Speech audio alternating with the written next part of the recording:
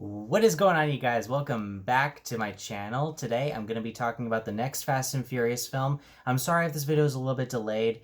It's just that I've been busy with a couple of things. But guys, trust me, I will have the rest of my Fast and Furious videos out pretty soon. And then after that, I'll be doing my ranking. So with that in mind, next I'm going to be reviewing Fast and Furious 6. Yeah. I am very excited to be talking about this movie. So this movie this movie was directed by Justin Lin as well. He directed the previous two films as well. And with this film, basically Hobbs, played by Dwayne Johnson, is actually tracking down mercenaries whose second in command is somebody that Dom, played by, the legendary Vin Diesel, is someone that Dom knows. And so then Dom basically brings the entire crew back together, and Dwayne Johnson is actually offering pardons to the entire crew for their freedom. So technically the entire crew is still on the run after Fast 5 happened because, they robbed that crime lord and they basically committed some crimes around the city, around Brazil, or Rio de Janeiro. So yeah, and I gotta say, this is one of the best Fast and Furious films I've ever seen. This movie is fucking awesome. I love this movie to death. One thing in particular that I really love about this movie, the acting is great. Everybody is still great in this film. The humor is fantastic as well. There were a couple of really good jokes that caught me off guard.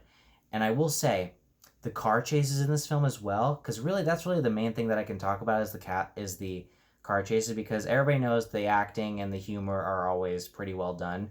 But the car chases in this film, oh shit. Especially, there's a car chase at the beginning of the film involving what looks like a Top Fuel race car made of metal, and if any car hits it, it ends up just shooting right off of it. That car chase was fucking awesome. I really love it. I was on edge the entire time. I could not help but just my mouth was like every time when I was watching that scene, I was like,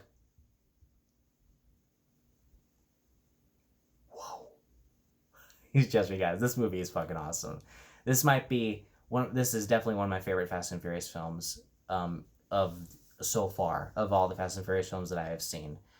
And also, there's even another sequence towards the end of the film that involves a tank that might be my favorite scene of the whole movie. And then, just a few minutes later, you think that that's the end of the movie. Nope. They actually top it, or at least try to, by having a car chase that involves a big jumbo jet. Yeah, this movie does not let go of its grip when it comes to the action, because I was just fucking on edge the entire time. And I was like, guys, trust me, you have to see the movie in order to really understand how excited I was when I saw this. If you haven't seen Fast and Furious 6, please do. Please go watch it. It's definitely worth your time. It's definitely a lot better than F9. Because granted, F9 was pretty disappointing. But yeah, Fast and Furious 6 is definitely a big one. Also, there's one thing I forgot to mention. For those of you who don't know, at the end of Fast 5, spoilers ahead if you still haven't seen Fast 5, in the fourth Fast and Furious, Letty was killed, played by Michelle Rodriguez, and there was an end credits scene at the end of Fast 5 that showed that she was still alive. So basically in this movie, she's basically back, but she's basically a bad guy. And that leads into one of my only negatives with this movie, is that, yeah, if I had to pick one negative for this film, it's that this film reminded me of the flaw that Fast and Furious had, Fast and Furious 4. It reminded me of that flaw, because when Letty was killed off, it was like they didn't care about that character anymore, and then when they decided to bring her back, they were like, oh yeah, we finally have an idea for her, so let's just bring her back. It didn't make too much sense to me, and when they brought her back, I was happy, but at the same time, it's like, you know what? I feel like that they're just reminding me of that flaw instead of really trying to make it better or trying to explain it. And it was just something that just minorly bothered me. I mean, as everything else surrounding that, just kind of erases it for me or makes up for it.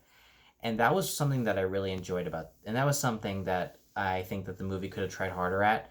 But all in all, you guys, Fast and Furious 6 is a fucking awesome movie. It's one of the best Fast and Furious films in the franchise, and I definitely would recommend any of you guys see it. And if this movie has to be in anyone's like top 5 or so Fast and Furious films, and guys, just based off that one flaw, this is a great film. I would always recommend it to anybody. I'm going to give Fast and Furious 6 an A.